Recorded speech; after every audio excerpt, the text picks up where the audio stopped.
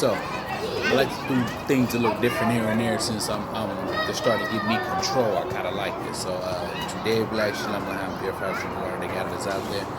Shouts out to the 12 tribes, 200,000, man. Oh yeah, my 180, my 9 pass alongs. Yo, I want to say a few things, and that is, hope today found y'all safer than yesterday, and I hope tomorrow finds y'all safer than the day before. We come a long way, and these next few videos may rub some the wrong way like the most of this, but informational purposes only, mythology, you may call most of this. This first thing I'm finna get into right away is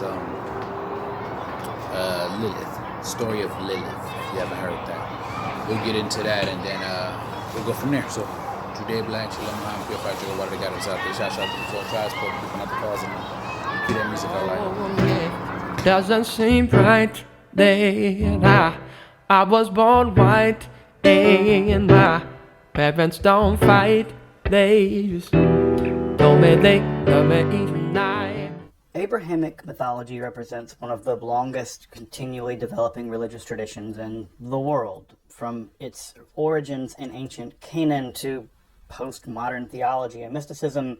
Yahweh, various angels such as Michael and Gabriel, of course the demonic forces led by Satan or Belial or Beelzebub or Samael, take your pick, have all come to become household names, not to mention, of course, Jesus, Muhammad, jinns, and thousands of pages of religious scripture.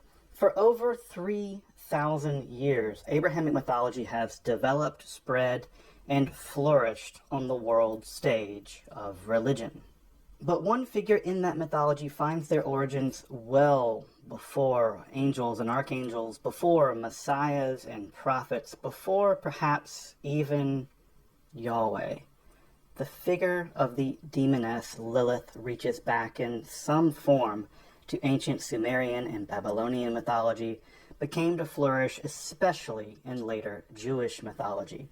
Indeed, it's arguable that no other figure has undergone such development, from divine being to rebellious first wife of Adam, to an infant murdering demoness, to a being of primordial evil, a wife of the anti-god Samael, then split into younger and older variants, said to have been hewn from the divine throne itself, to even becoming the divine consort in later Kabbalistic speculations, and finally, a feminist icon in the 20th and 21st centuries.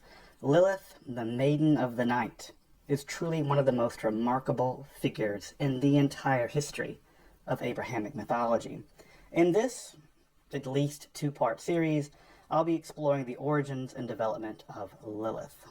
In this first episode, I'll be covering Lilith's ancient origins and transformation in rabbinic literature before turning in the second episode to her dramatic, even shocking development in the mystical Kabbalistic literature. But now, let's explore the complex origins and development of Lilith, the Night Maiden. If one were to travel back in time to the streets of ancient Babylon around 2000 BCE and inquire among the Ashipu or the Mashmashu, the ritual experts in that time, about the god Yahweh, the angel Michael or Raphael, the Watchers, Semyaza, or Satan, they would probably just look back at you in a confused stare. Indeed, those mythological beings were centuries, if not millennia, from being developed in the crucible of apocalyptic Judaism much, much later. But if one were to inquire of those Ashipu or the Mashmashu about the Lili or the Lilitu in Akkadian, one might very well see the blood flee from their face in dread terror. Lilith, in some form and in various numbers, has haunted the imagination of people long before monotheism, dualism, long before any Yahweh or Satan. In fact, Lilith may well be the oldest surviving mythological figure in all of Abrahamic mythology. Though, as we'll see, the origins and development of Lilith is anything but simple.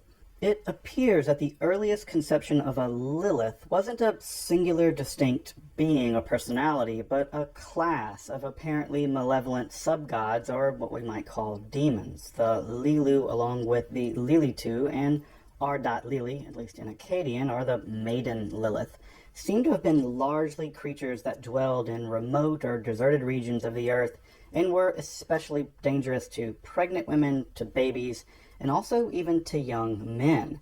Some Lilu and Lili, these are both Akkadian versions of the Sumerian Lil, may have also been associated with insanity and wind demons, such as their purported leader, Pazuzu. Come back to him in a minute. R.Lili especially seems to have been a kind of perpetual bride-to-be whose sexual dysfunction causes her to target young men, perhaps a kind of proto-succubus-like figure.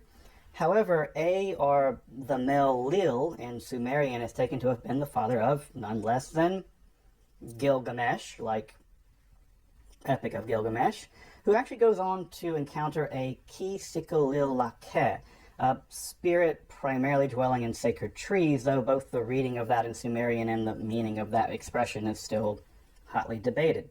The Burney relief may depict a lily.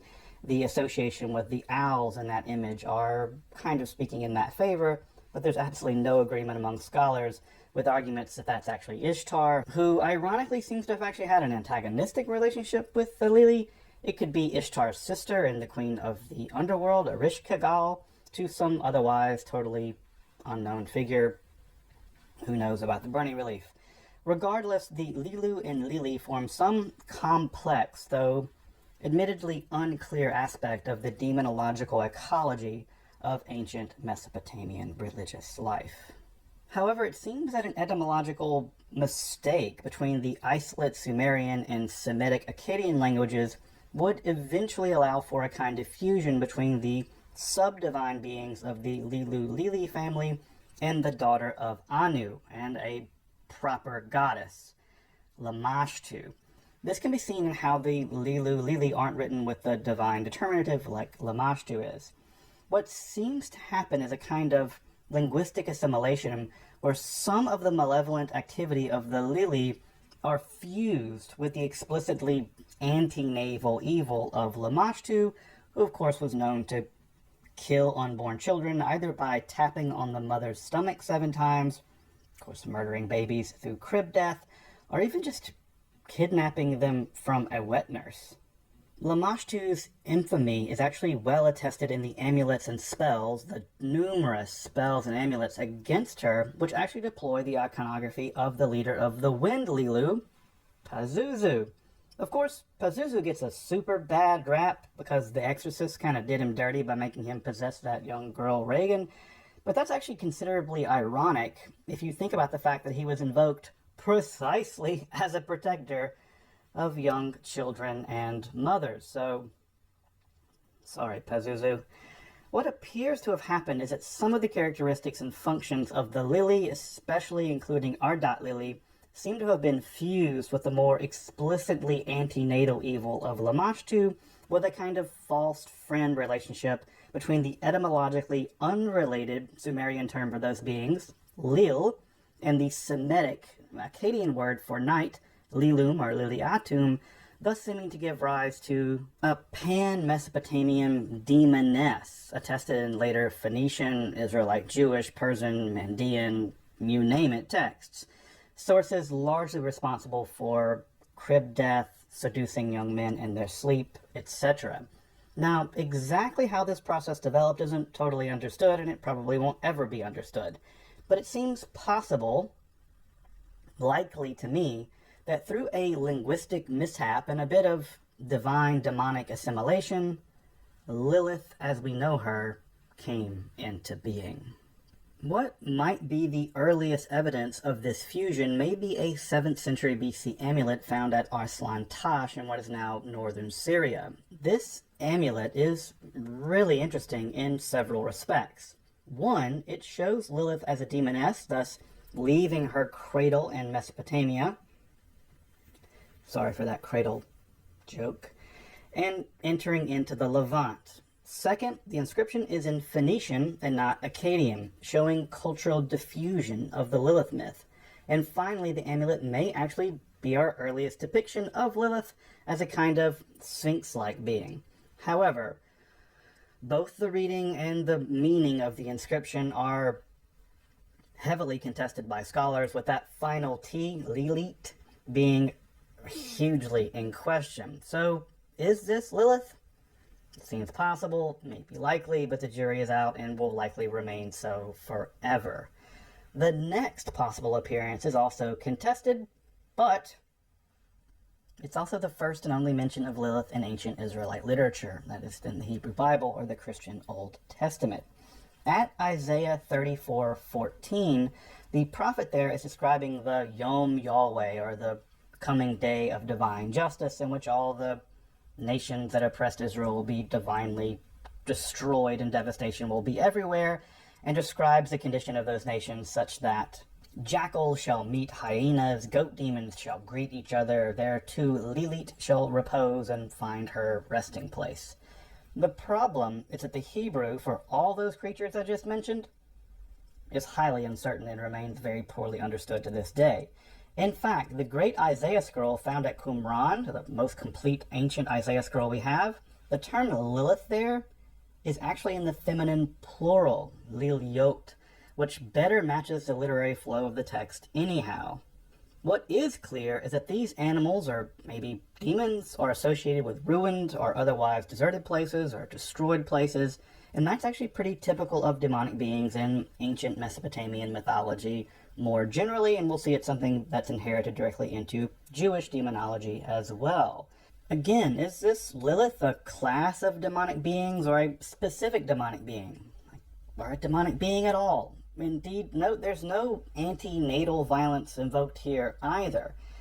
Actually, a recent study has argued that none of the beings typically invoked as proto-demons in the Hebrew Bible, like Dever and Resheph, these are sickness, plague demons, Shadim, Seraim, those are the goat demons, are Lilith, Liliot, I guess.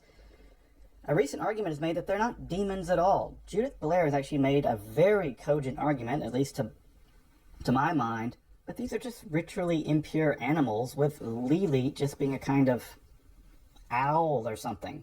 Though, think back to the Burney relief in this regard. It seems like owls kind of got associated with these beings. But, again, the Hebrew is so poorly understood and the cultural context utterly lost that we're probably never going to understand what those few verses in Isaiah ever meant with any certainty.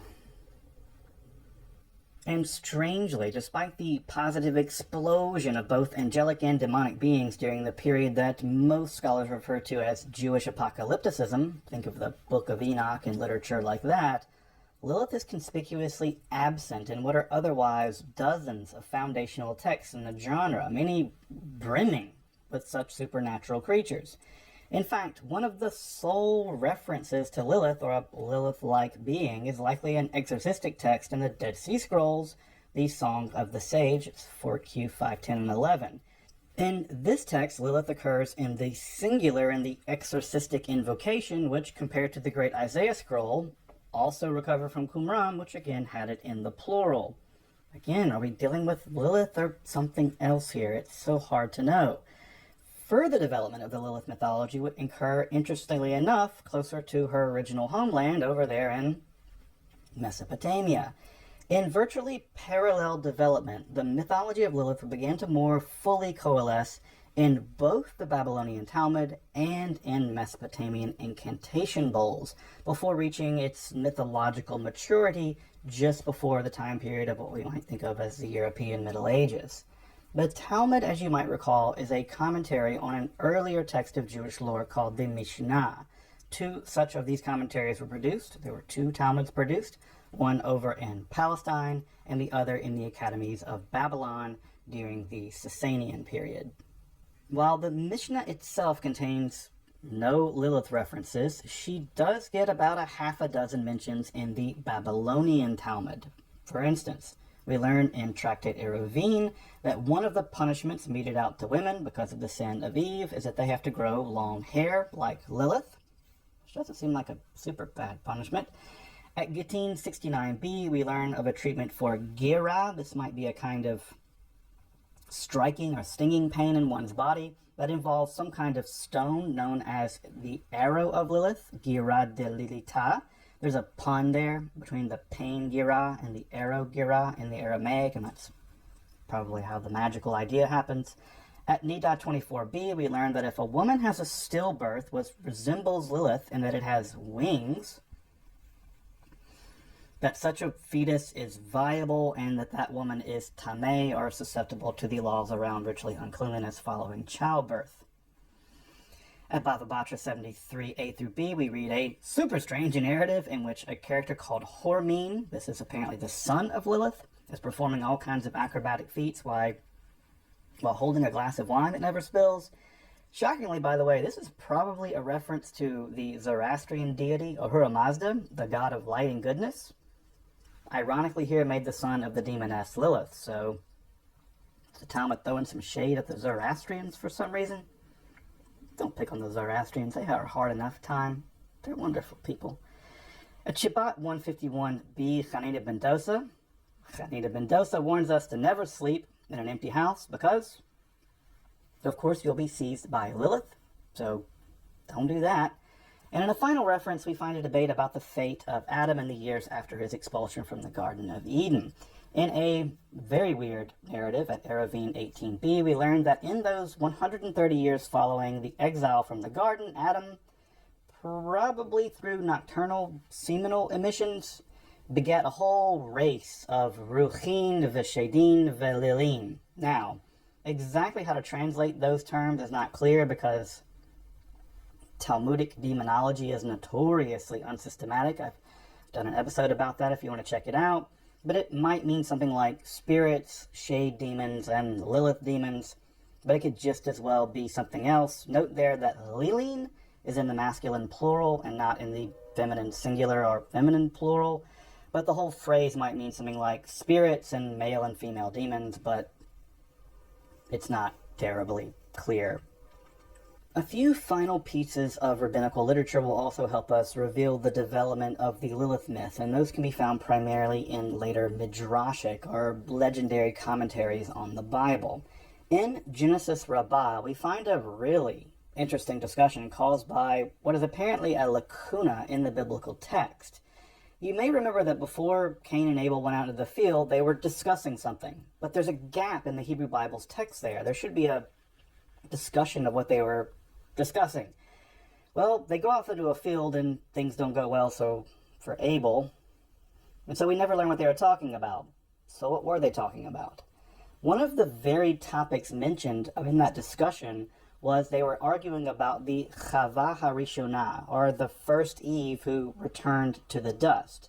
Now, while Lilith isn't explicitly mentioned here, the idea that Adam had a first wife that got away, that's going to matter a whole lot more in just a minute. In another midrash at Bamidbar 16, where Moses is yet again arguing with Yahweh not to kill everyone, as he always wants to do, one of the arguments provided by Moses is that if he does in fact kill all the Israelites, Yahweh will be compared to Lilith, who kills her own children. Not a good look, buddy. Not a good look, Yahweh. Note, this is the first time in the rabbinical literature so far that we have the motif of Lilith as a child killer, though the reference here is to her killing her own children, which is ironic considering that in most of the medieval literature, the fully developed literature on Lilith, she will be depicted as a rage-filled demoness precisely because of her inability to have her own children. Again, a crucially important part of the development of her legend and how she's integrated into Judaism, where she will survive in the mythology for ages. However, the threat of Lilith against mothers, babies, and children was also being developed at the same time in the magical technologies of the same cultural and historical milieu as the Babylonian Talmud. In dozens, maybe hundreds of incantation bowls, Lilith is both described, abjured, and even widely depicted for the first time. Now, these incantation bowls were typically a kind of magical device containing a magical text written often in a circle or a spiral, with a depiction of the demonic entity that's being targeted at the center of them, which is typically depicted as being wrapped up in chains. And they were typically buried in ritually important parts of the home, often beneath the lintel of the house. This magical technology is widely observed, with the language, in the case that it's not pseudo-writing, just squiggles, those probably were sold to illiterate people, sorry. They often indicated the religious or ethnic background of the user. So Hebrew, Aramaic, probably Jews, Mandaic, probably Mandeans, Persians, probably Zoroastrians, etc. Lilith is one of the most widely attested demons depicted and exorcised in these bowls over all ethnic groups, with her long, unkempt hair almost always giving her away. In general, the bowls contain two types of invocations. One which protect women and babies and children from Lilith, and sometimes even male Liliths, so he's still around. And two, those which protect men from her in her more succubus-like form. These are often even combined. In both cases, divine and angelic names are invoked to banish Lilith from the home and protect those inside. It's also worth noting that many of the bowls in the incantations actually operate as a kind of get, or a bill of divorce from Lilith. In these cases, there may have been a nocturnal ejaculation taken to have been caused by Lilith as a kind of succubus, which would have effectively married the man of the house with Lilith. Thus, you would require a get or a bill of divorce to get rid of her. In some cases, there may have even been offerings made to operate as a kind of ketubah, or alimony, for Lilith, to get her to go away. In yet others, Lilith would be threatened with karet, or excommunication, a kind of ban that subjected her to indiscriminate divine wrath. Now, incantation bowls are a huge genre of ancient magical technology, and I'll be coming back to do an entire episode just on incantation bowls at some point, but nevertheless, they are an important early attestation to the nature and the powers of Lilith.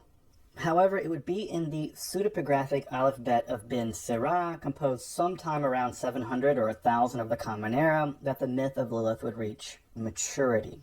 In that text, Lilith appears for the first time as the first partner of Adam, made from the same clay that he was, and thus equal to him by all rights.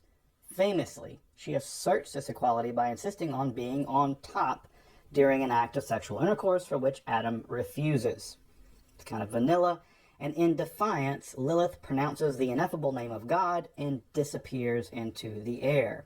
Adam, for his part, cries out to God to bring her back, and God, for God's part, sends 3 angels to do just that: Sinoi, Sansanoi, and Samangalaf.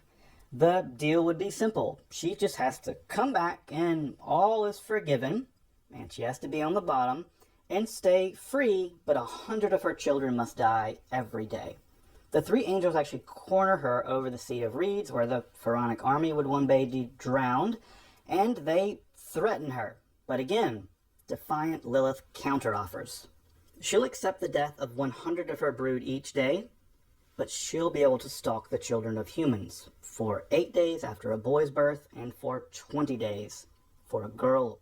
However, she'll be forever deterred by the powerful names of those angels, Senoi, Sansinoi, and Samangalaf, such that if she sees their names over a child, she'll relent, and the child will recover. In this brief tale, thousands of years in the making, these mythological strands fuse into a truly enduring narrative. Lilith, the defiant first partner of Adam, becomes the murderer of infants in her fury, which can only be repulsed through angel magic.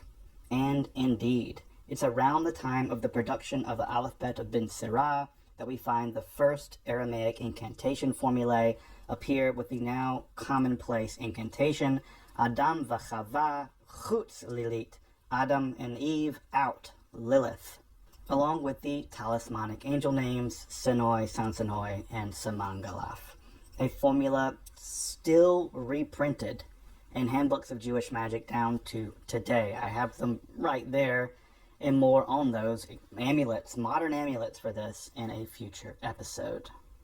However, in a lesser known and largely lost text, sadly, which is terrible because it must have been a compendium of ancient demonology and the Midrash Abkir, this portrays Adam as a kind of saintly figure, unlike the depiction from the Talmud that we mentioned earlier, where he kind of goes on a demoness fornication bender.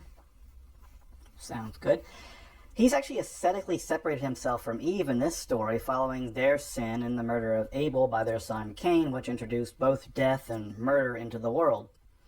Thanks, Adam.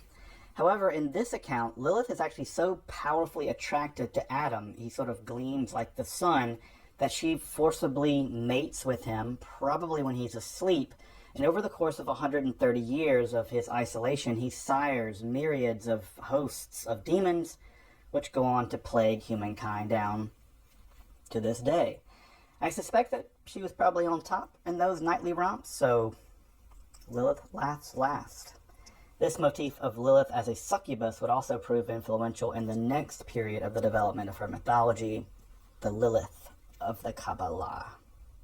In this episode, we've covered the development of the Lilith myth spanning millennia, from Bronze Age Mesopotamia to right up to the dawn of the Kabbalah in the 13th century.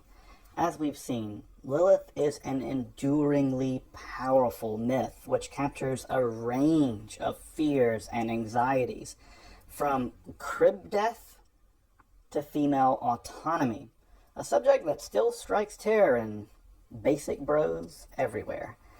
In the next episode, we'll turn to the fantastically psychedelic and multifaceted development of Lilith within the scope of the mystical revolution inaugurated by the Sefer Zohar, or the Book of Radiance, and the rise of the Kabbalah. In those mythological developments, Lilith will reach new primordial depths of evil. Her evil will be pre-existent to even Yahweh, and she will rise to become nothing less than the very consort of an admittedly unwilling Godhead before her final destruction, which, unlike virtually all other demons, can only come at the advent of the final messianic days. In this way, Lilith certainly pre-existed the Abrahamic mythologies and will very likely be with them to the very end, if not beyond.